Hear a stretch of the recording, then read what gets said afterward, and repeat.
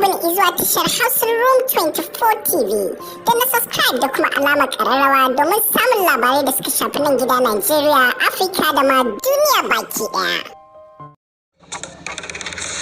Masu saurare Jabir Mustapha sun ke muku barka da hantsi daga nan sashen Hausa na BBC. A shirin za ku ji cewa rikici ya sake ballewa tsakanin Yahudawa da Falastinawa kwana ɗaya bayan tsagaita wuta tsakanin Isra'ila da ƙungiyar Islamic Jihad. Akalla mutum 37 suka mutu yayin da ake neman wasu da dama bayan afkuwar ambaliya a Kentucky da ke Amurka. A Najeriya ma ambaliya ce ta yi sanadin mutuwar wasu yara uku 'ya'yan mutum ɗaya a garin Hadejiya na jihar Jigawa. Mun tattauna da mahaifin nasu. Za da karfe ɗaya na dare ba ana iska da ruwa wallahi sauran ya faɗo yaran suna kwance suka da su biyu mata ɗaya namiji. Za mu leƙa Kenya inda ake zaɓar sabon shugaban ƙasa a yau.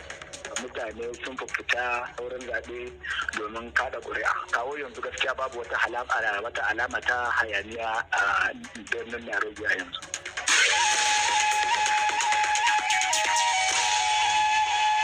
To can gaba akwai labaran kasuwanci da tattalin arziki har ma da wasanni, amma sai bayan kun sha labaran duniya. Rikici ya sake ballewa tsakanin Yahudawa da Falasɗina a birnin Nablus da ke gabar yamma da kogin Jordan. Akalla mutum biyar ne rahotanni suka ce sun jikkata a rikicin. Wannan na zuwa kwana ɗaya da tsagaita wuta tsakanin Isra'ila da mayakan Islamic Jihad a zirin Gaza a wani rikici da yi sanadin mutuwar sama da Falasɗinawa 40. Shugaban Amurka Donald Trump ya ce hukumar tsaron tsaron FBI ta kai wani samame gidansa da ke Florida, sai dai ya ce duk da ba su same shi ba sun isa gidan da shaidar daga hukumomi ta cewa sun samu umarnin bincikar gidansa. Ya ma ce sun buɗe asusun da yake ajiyar muhimman abubuwa. To amma sashen shari'a na Amurka ya ki cewa ufan game da ikirarin Mr. Trump, wanda ya ce an yi masa tiran mikiya ba bisa ka'ida ba duk da cewa yana bin hukumomi sau da kafa. His son Eric Trump later said the search related to official Wakilin records. BBC ya ce sai dai daga baya ɗansa Eric Trump ya ce samamen bai rasa nasaba da binciken wasu takardu da tsohon shugaban ya kai gidansa daga fadar White House a lokacin da zai bar mulki. Al'ummar Kenya sun fara fita rumfunan zaɓe don zaɓar wanda zai mai gurbin shugaba Uhuru Kenyatta wanda ya shafe wa Adibu yana mulkin ƙasar. Mr. Kenyatta na goyon bayan tsohon abokin hamayyar Raila Odinga a maimakon mataimakinsa William Ruto.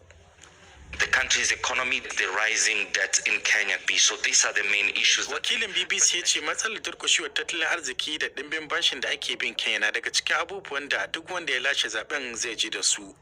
Masu sharhi na ganin ƙawancen Kenyatta da Odinga zai haɗa kan ƙasar la'akari da cewa sun fito ne daga ƙabilu da ba sa ga maciji. Bayan zaben shugaban ƙasa masu jefa ƙuri'ar kazalika za su zaɓi gwamnoni da 'yan majalisa. Kuna shi waɗannan labarai ne daga nan sashen Hausa na BBC. Shugaban Amurka Joe Biden na ziyarar iyalan waɗanda bala'in ambaliya ya shafa a Kentucky. Akalla mutum 37 rahotanni suka ce sun mutu yayin da ake neman wasu da dama. Haka ma dubbai sun rasa matsugunai bayan da ambaliyar ta yi awon gaba da gidajensu. Shugaba Biden ya yi wa al'ummar Kentucky alkawarin magance aukuwar irin wannan matsala nan gaba kaɗan. You're an American citizen, and that's what we're going to do here. Ya ce ku yan Amurka ne kuma zan muku wajen aiki a nan za ku ga sauyin da zan kawo na yi alkawari.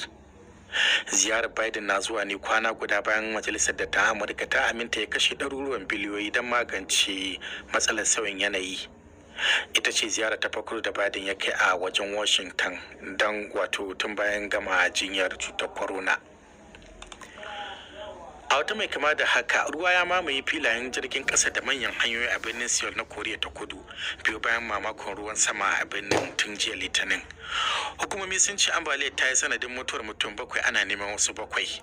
Hotuna shafukan sada zumunta sun nuna yadda ruwa ke share motoci da yadda mutane ke kokarin tsira da ransu. Wannan ce ambaliya mafi muni da birnin Seoul ya taɓa gani a cikin shekaru 8. To ƙarshen labarin kenan daga nan sashen Hausa na BBC.